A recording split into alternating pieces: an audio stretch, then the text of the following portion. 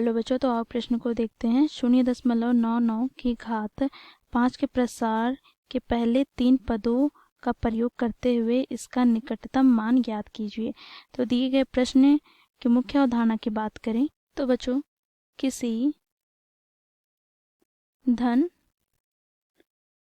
पूर्णांक n के लिए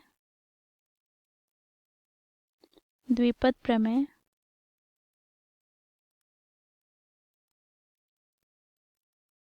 a प्लस b की होल घात n का प्रसार करें।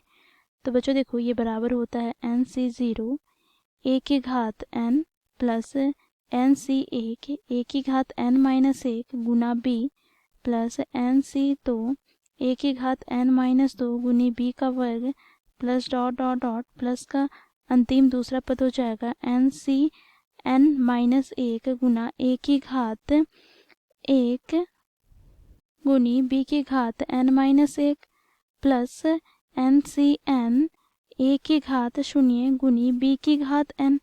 तो बच्चों, इस प्रकार द्विपद प्रमेय से हम a प्लस b की घात n का प्रसार देखते हैं।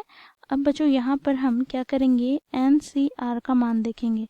तो NCR हम कैसे ज्ञात करते हैं, तो देखो n का फैक्टोरियल बटे में r का फैक्टोरियल गुना n माइनस r का फैक्टोरियल। तो बच्चों, इस मुख्य अवधारणा की सहायता से हम 0.99 की घात 5 के प्रसार के पहले 3 पदों का योग करेंगे। तो यहाँ पर बच्चों देखो, 0.99 को हम क्या लिख सकते हैं, तो देखो यहाँ पे 0.99 अर्थात यहाँ पे यदि हम 1 में 0.01 घटा दे तो हमें 0.99 प्राप्त हो जाएगा। तो यहाँ पर हम इसे लिखेंगे 1 माइनस 0.01 की होल घात 5। तो इसके हम प्रसार करेंगे।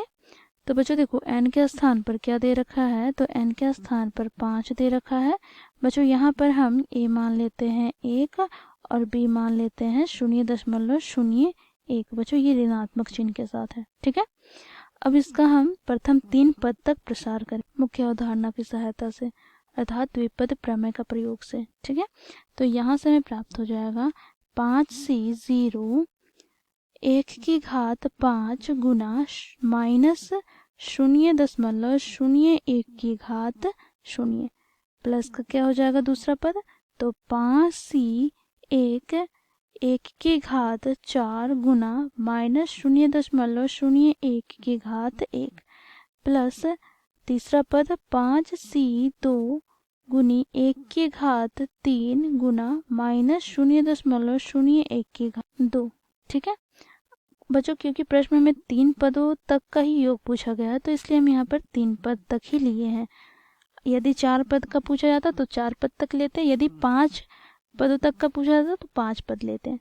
तो यहाँ से हम लिखेंगे 1 माइनस 0.01 की घात 5 के प्रथम 3 पदों का योग। तो यहाँ से हमें क्या प्राप्त हो जाएगा, तो देखो यहाँ पर 5c0 1 की घात 5 यहाँ पे माइनस 0.01 की घात 0 प्लस 5c1 1 की घात 4 गुना माइनस 0.01 की घात 1 प्लस 5c2 1 की घात 3 गुना माइनस 0.01 की घात 2। अब बच्चों देखो, यहाँ पर इसे हम सरल कर लेते हैं।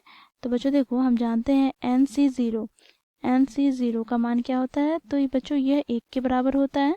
तो यहाँ से बच्चों हमें मान प्राप्त हो जाएगा 1 और यहाँ पर 1 की घात 5 भी हमें 1 प्राप्त होगा। और बच्चों देखो, यहाँ पे माइनस 0.01 की घात 0 है तो ये भी 1 हो जाएगा। तो बच्चों गुना करने पर सिर्फ हमें 1 प्राप्त होगा पहला पद, प्लस दूसरा पद यहाँ पर क्या है, तो देखो यहाँ पर माइनस, यहाँ पर इस पद की घात क्या है, 1 है अर्थात विषम संख्या है। तो यह हमें प्लस के साथ गुना करने पर माइनस ही प्राप्त होगा। तो यहाँ पर हमें माइनस प्राप्त हो गया। अब बच्चों देखो, हम जानते हैं nc1 का मान क्या होता है, तो n के बराबर अर्थात यहाँ पर 5 दिया गया है n के स्थान पर तो 5 हो जाएगा। गुना में यहाँ पर 1 की घात 4 है तो जो हमें 1 के बराबर भी प्राप्त होगा।